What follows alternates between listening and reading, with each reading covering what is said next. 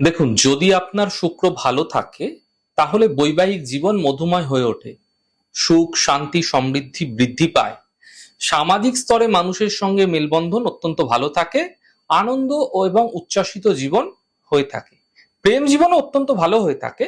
কিন্তু শুক্র যদি খারাপ হয়ে যাচ্ছে এর ফলে মিলে থাকে এর বিপরীত ফল। তো শুক্র কখন খারাপ হয়? দেখুন, শুক্র তখনই খারাপ হয় যখন কোনো নারীর সঙ্গে খারাপ ব্যবহার করা হচ্ছে, কোনো খারাপ ভাবনা চিন্তা তার মনের মধ্যে আসছে সর্বদা, কারণ শুক্র আজ্ঞা চক্রের কারক।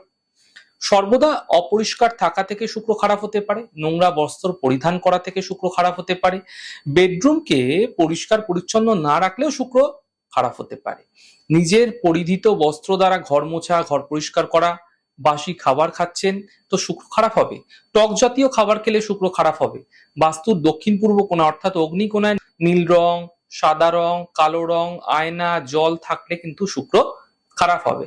অ্যারোমেটিক অর্থাৎ সুগন্ধি বস্তু ব্যবহার না করলেও শুক্র খারাপ হতে পারে।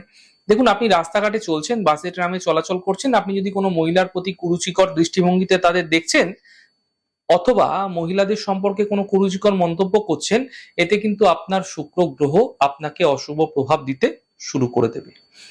তাই না জেনে শুনে অন্যের প্ররোচনাতে মহিলাদের কুরুচিকর মন্তব্য এবং কুরুচিকর দৃষ্টিভঙ্গিতে দেখবেন না। এতে শুক্রের অশুভ প্রভাব আপনার জীবনে অবশ্যই মিলবে।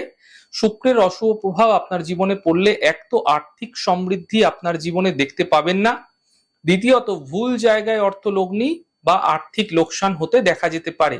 তাই মহিলাদের সঙ্গে খারাপ ব্যবহার করা থেকে বাঁচুন, নচেত এই সমস্যা আপনাদের ক্ষেত্রে অবশ্যই মিলতে দেখতে পাবেন।